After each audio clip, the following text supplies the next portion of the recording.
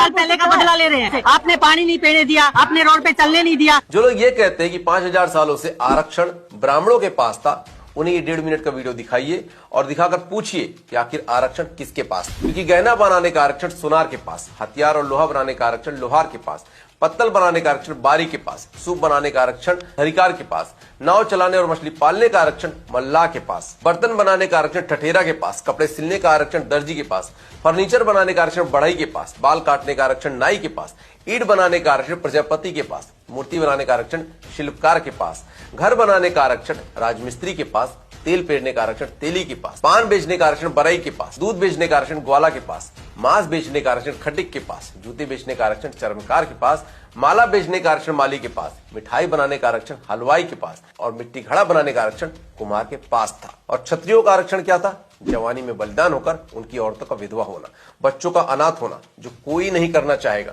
लेकिन उन्होंने ये स्वीकार किया। और ब्राह्मणों ने अपने लिए क्या आरक्षण मांगा? भिक्षा मांगना और अध्यापन रखना, और कई बार क्षत्रियों के साथ मिलकर देश के लिए अपना सर्वोच्च त्याग और बलिदान भी करना। अब सोचिए कि क्या 1000 सालों में किसी सुनार ने लोहार को दामाद बनाकर उसको अपने आरक्षित व्यवसाय में घुसने दिया? नहीं।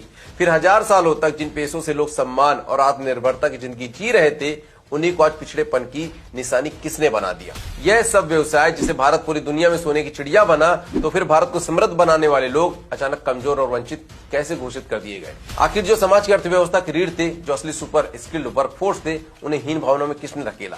क्योंकि सनातन धर्म में सरकारी नौकरी तो थी ही नहीं, फिर अन्याय कहां और किसने किया? पूछिए सारे सवाल उन लोगों से जो ब्राह्मणवाद की कब्र खोदना चाहते हैं। मैं गारंटी देता हूं जवाब किसी के पास नहीं होगा।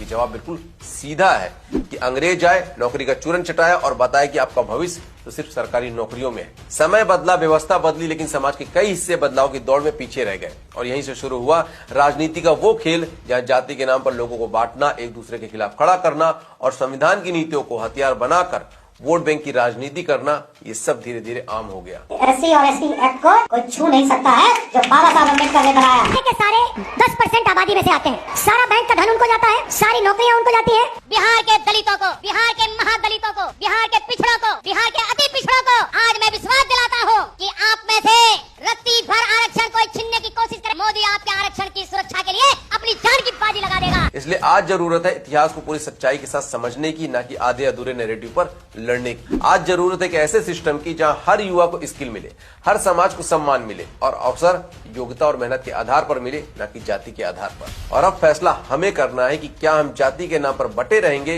या फिर अपने साझा इतिहास, अपने कौशल और अपने भविष्य को साथ लेकर आगे बढ़ेंगे। जय हिंद।